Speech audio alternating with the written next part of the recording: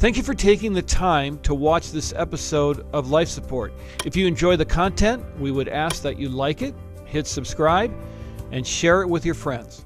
Hey, welcome to Life Support. So glad you're here. And what we do on this show is tell stories. We love to talk about Jesus. We love to talk about how he redeems and how he changes lives. And our guest today also has that in his heart as well. His name is Ben Quie. And Ben, I'm glad you dropped by again. Thanks for being here. Thanks for having me back. If you're from Minnesota, you probably recognize the last name. Ben is the son of our former governor here in Minnesota, Al Quie. What were the years that he was governor? 79 to 83. 79 to 83. Yeah. Okay. He was an amazing guy, and you've been kind of sitting here telling stories about him, and yet nobody followed him into politics. None of your family. No. So was that because you got scared off by seeing how politics works, or it just was everybody had different interests? Probably a little of each. I mean, Yeah. you see the inner workings, and we've got a diverse political view in our family. But my dad was very much felt a call to that, and none of us we've gone into careers that we were called and gifted in. Yeah. Well, in our family, we always say no one's talking politics, and then somebody always does. So it always starts us down that road. Usually one of our rebellious children or something will say something just to poke me or whatever. So you're not the only family that has that issue these days. A lot of diverse political views, and people don't exactly get along over politics now. Right. Yeah. Right. But your dad came from, he was a farmer. Yeah, right? he was a dairy farmer. And horses were a thing for him? He had a passion for horses ever since he was a little kid. Yeah. And, one of the stories he told was that, and some of his stories are hard to believe, but he said at 5 years old he was able to harness up a draft horse. And Wow, no kidding, huh?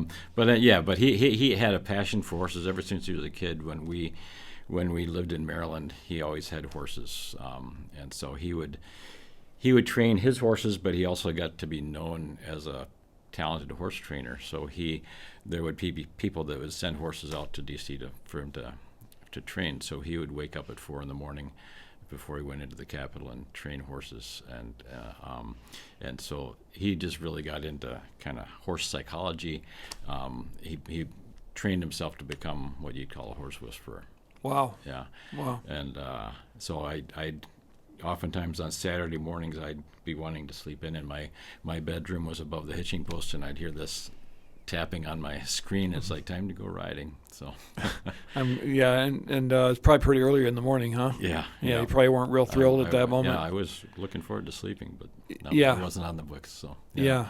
And I got the blessing of riding. My dad rode the Continental Divide on horseback, so he and I were planning originally to ride the whole thing in one shot, and my mom and my wife, who we were dating at the time, or engaged at the time, convinced us that's probably not a good idea. So he did it over 9 years with bringing different friends back. So the first year I had the blessing of riding for a month with him in the mountains. Oh, that's cool. Yeah. That's really cool. Yeah. Great way to get to know your dad. Yeah, it was. Yep. A lot of quiet time in the saddle, but wonderful time together. Yeah. You were describing him as kind of a mix between John Wayne and I can't remember the other. John Wayne. Oh yeah, Jesus, right. Oh yeah, John Wayne and Jesus. I should remember that order. Probably switch it around a little bit, but he's kind of this bigger than life kind of character. I mean, was that hard for you to try to live up to that? Yeah, it was. And as I talked about in the other one, there's all the expectations that are put on us, but it's a huge blessing to have him as a father. And so one of the things that has been very impactful for me, and I've talked with people about, is the way my dad trained horses. And he learned to train horses in the way he saw Christ and the Holy Spirit work with us. And so there's just a beautiful progression about how he would work with horses. So usually a horse is about 2 years old when you start working with it to train it to ride.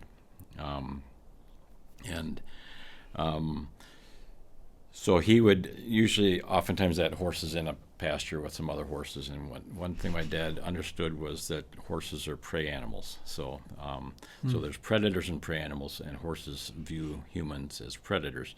So the first thing he would do when he was getting to know a new horse was that he would be aware of that, and he would take on the posture of a prey animal. So he wouldn't go out after that horse. So when you see in the movies or hear about how they're breaking horses, typically what do you think of is what they go out riding out with a lasso, rope the horse, drag it in, throw a saddle on it, ride it until it's broken. Right. But that's not a really great way to develop a trusting relationship with a horse. So his goal was to have that horse trust him from the get-go. So he would go into the pasture, and he would spend time with other horses that he knew, and just, talking to them, rubbing their manes and their necks and on their nose. And eventually that horse that he's going to train, who he wanted to get to know, would come over and stick its head over his shoulder and say, hey, I'd like to get some of that too. That again, so that initially the horse saw him as not a threat, and he wanted to get to know him. And so, initially to me, that's a wonderful example of Christ coming to earth, and Christ came not to be served but to serve. And so kind of starting that relationship of trust. And then so everything he would do with the horse was a routine of over and over developing trust. So he had to get the horse back to the where he's going to train it. So he would had a rope that he would put around the horse's neck or a halter, and he would just let the horse smell that and before just putting it on him. So all these things are just to develop trust. So he eventually, with the horse, we would follow him back to where he could work with him. And so you've got to get a blanket on the horse and get a saddle on the horse. So he rubs it on him, lets him smell it, gets him used to having this weight of this strange thing on its back, and then he can start getting the horse used to having his weight on it.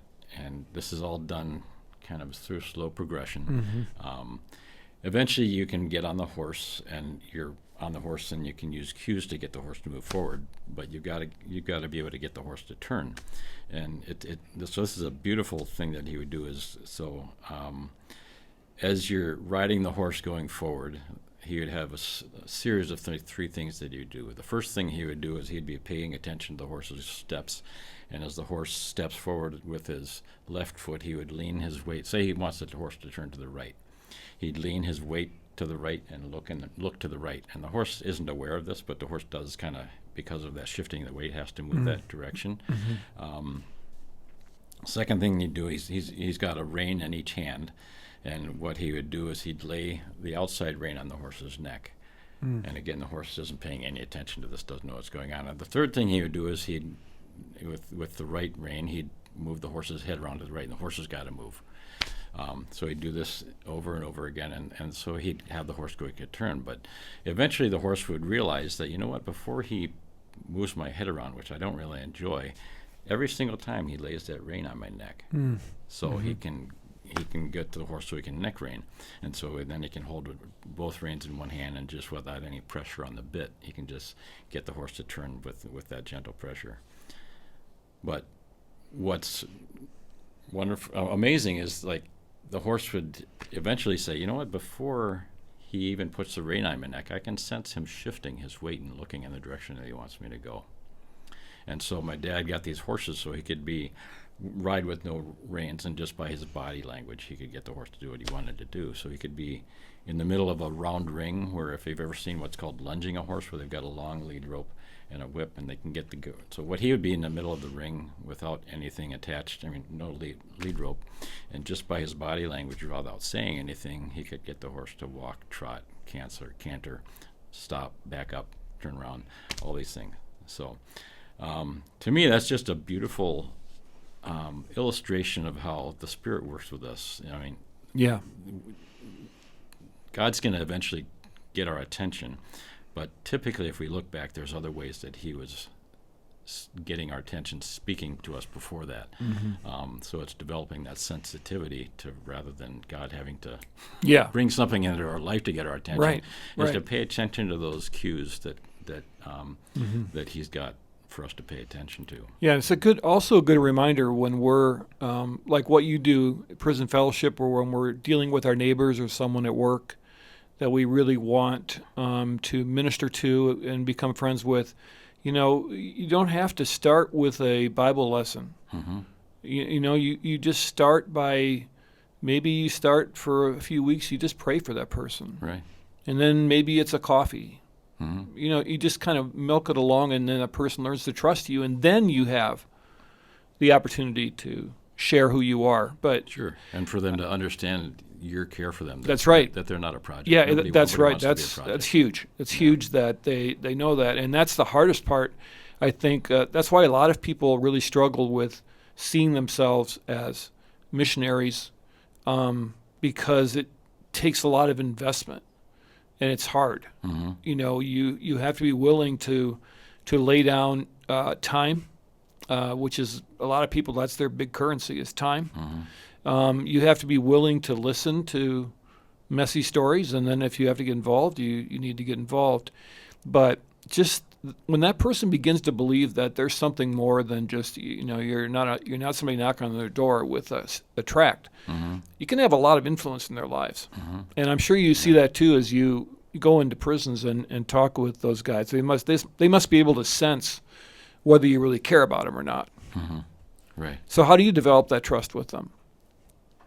I guess it's the same way with my dad's horse training. It's through consistency and showing them sincere love and interest in them, and again that they're not a project. But again, to me, it's about the relationship and that back and forth love. It's not that I'm here to love you, but we're here to love each other. And to me, that has the most impact, that relational impact. Yeah. Yeah. The enjoyment of being with each other. And that's, again, but just a little thing back to my dad's horses. When he would be done training the horses, he'd bring it back to the pasture, and he'd walk through the gate and stand inside the pasture. The horse would run over to be with his friends, and then the horse would always look back and see my dad, and then come back to stand by him.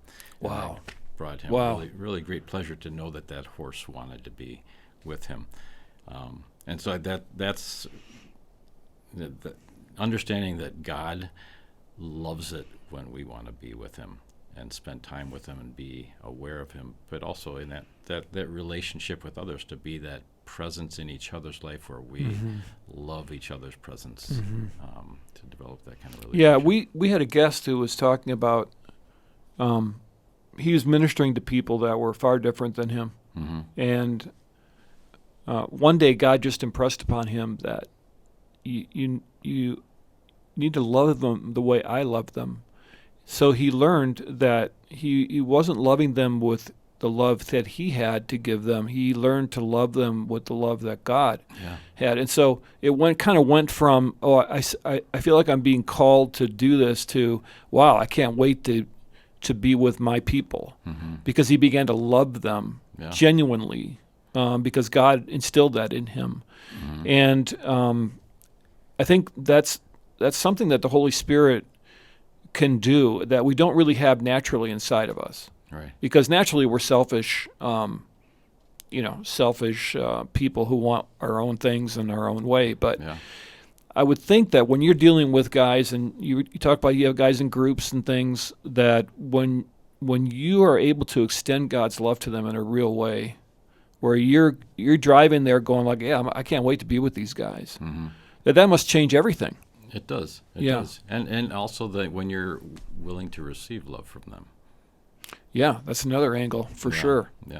Yeah. What's that like? Is that an awkward thing, or is it something you just learn because you're in a relationship with them? It's something you learn from, and again, that's that sincere relationship where it's not like I'm going in to have you're my project. Yeah. It's like you're part of my life, I'm part of your life. We're growing in the Lord together, and we learn from each other. Yeah, that's cool. That's very cool.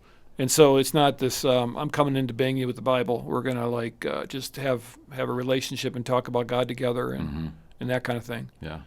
It sounds kind of biblical when you think about it. Doesn't it? Yeah. Yeah. Somehow I think we've lost that somewhere. But that's really a great way to put it. And I think that, that perspective could transform a lot of relationships, and take it from, I'm trying to change you, to let's just be in fellowship. And having kind of a wonder and expectancy of what's God going to do in this relationship. That's one thing that I've been learning over the past years, is to not have expectations of what God's going to do, but have expectancy that God's going to do what he's going to do, and that's cool. Live in wonder in that. You strike me like, this is the first time we've met, and you strike me as being just kind of laid back and, kind of a cool customer, and kind of settled, and that you know who you are, and you know what you're trying to accomplish. Have you always been that way, or has this kind of been a transformation for you too through the years to kind of bring you to the person you are right now? Well, I'm not always that way. But are you saying that I'm seeing the best of you? When I'm calm and relaxed, I'm that way. But you can ask my wife. There's times that I like. I don't know if you're familiar with the Enneagram, but I'm an Enneagram 9, and I tend to be calm most of the time until I'm not, and then until it's you're like, not. and I'm trying to learn not to be that way, but you surprise people. But no, I've grown. I mean, since the days when I spoke about before, when I was depressed, and I've grown to be comfortable and love the person that God has created me to be, and one of the identities that I know he's given me is a lover of the guilty, and I love that identity. I like that too. Yeah, and I think that it's easy. What I found is it's much easier to forgive others than it is to forgive yourself. And I think to learn to love yourself sounds a little bit carnal, but it's important. And to love yourself, you have to be able to receive God's grace. And I think that's really hard, because we all have stuff that we wish we wouldn't have done, thought, whatever. And then to just believe that God would say, no, it's okay. Like, that's been paid for at the cross. We're done with that now. Right. Yeah. That's hard to do for me. I don't know if you have that same. And it's again, as a Scandinavian, this is like the hardest thing. Yeah, we're kind of weird people. We're not supposed to talk about our achievements. We're not supposed to do all this stuff. But again, that love that God calls us to have for ourselves isn't because of anything that we've done. He knows that our propensity is to sin every day. Yeah. But yet He loves us, and while we were still sinners, He gave His Son to die for us, and to let that love in, and to learn, okay, if. And so that's one of the things in working with men that I seek to help them to do, is to learn to love themselves, because so many of these men have learned to accept forgiveness of God, but they have a hard time forgiving themselves, and it's hard to that's a hard thing to wrap your mind around. And sometimes I wonder, is that even biblical to forgive yourself? Yeah, I don't hear it spoken of in the Bible. Yeah, but yet to receive that love and forgiveness of God, where you can see yourself differently and not from the shame of what you've done. Yeah, but that's the biblical definition of it. It's not so much that you're forgiving yourself; you're receiving the forgiveness that God has given you, and you're trusting that forgiveness. Right. Which is hard. Yeah, and then to be able to see yourself differently. I'm not the shame of what I've done. I am the beloved of Christ, which is. It's a hard thing to wrap your mind around. Yeah, because you go from kind of being, God has sort of accepted me, and like I did some stuff, and maybe God will find a place for me. To you go from that to I'm a story of redemption. Yeah, and that's a big change and an important one. Yeah, and I mean, there's a saying that hurt people. Yeah. But another thing that's true is healed people God uses to heal people. Yeah, true that. And so that's that beauty of being able to show people. Because that's what healing. We're really offering, right? Yeah. We so often talk about, eternal life, which obviously is massively important, and I'm not downplaying that whatsoever, because I believe in the existence of heaven and hell, and I think that's a really important thing. But what we tend to not talk about enough is life transformation and what God does right now, because he cares about this part of our lives too, not just the next part of our lives, if you know what I mean. Yeah. Like God is at work right now. And I believe as Christians, we are to be involved with life transformation. We are to help people understand who they are in God and then step into that. And their lives really do change. They do. And it's exciting to watch. It is, yeah. So you get to do that all the time. Yeah, quite a bit. And Yeah. we've got not only, working inside, volunteering inside, but we've got a reentry breakfast on the outside. Oh, yeah. That's been going for years. Tom Lundquist has, and you had Tom Lundquist on quite a while ago, but he started this years ago, and I've helped him in different ways, and it had transitioned to being in Edina, and Tom asked me to start one in St. Paul, and I said, I'll do that if I don't have to run it myself. So I developed a wonderful group of men. I believe 8 men, 7 of them are formerly incarcerated men who have a passion for caring for their brothers. So we've got men who've been out, as short as 2 weeks to men who've been out for, 15, 20 years come to this and encourage one another, lift each other up and share with each other. Because reentry's hard, right? It is, yeah. Yeah, and the reality is when men come out of prison, they feel like, a friend of mine said this, that, for years he felt like he had this sign that says felon on his head. It's like, everybody knows that I'm a felon. And so it takes quite a while to learn to kind of integrate into society and relax and not be overwhelmed by everything that you Well, yeah, and then to, you talk about hard to accept yourself, that's another layer there that you have to work through, I'm sure. Yeah. I mean, every time you have to fill out some paperwork or something, you're writing that down, and then you have to deal with that. Right. And that must be difficult and tiring at times. Yeah, and the challenges of finding a job and challenges of finding a place to work. Yeah. So when is the reentry breakfast? Our Saturday reentry breakfast is the first Saturday of every month. Okay. And we're not going to have it this month because that's the 4th of July. Well, we're not having it this month because you're on the program, and this takes all your time because this is really an important thing for you. So you couldn't do both. That'd be hard. Yeah. Because, we have a cavalcade of stars that come on here. So, hey, Ben, it's been really good to get to know you. And I appreciate you being willing to tell stories of your dad. And I also appreciate how you've leaned into what God has for you. And thanks for sharing that with us. Thanks, Paul. It's been a pleasure. And if you're listening today and you wonder, does Jesus love you? Could Jesus forgive you? And the answer is yes. And the answer is how is to ask him and be willing to talk to him. And, the Christian life that we talk about is really about surrender, and it's about allowing God to come into your life and begin that forgiveness process and changing you. And just know that God does love you, and he's got his eye on you, and he cares about you, and you're not alone. And if you feel like you're alone and you need help, just, get on the phone, call someone, ask. But you can always just get on your knees and ask God too, and he will come and he can change your life. I want to thank our partners, Faith Radio. Our podcast lives at faithradio.com. You can also see a video portion at fivestonemedia.com. And you can check us out here at Ridgewood Church if you'd like at myrwc.org.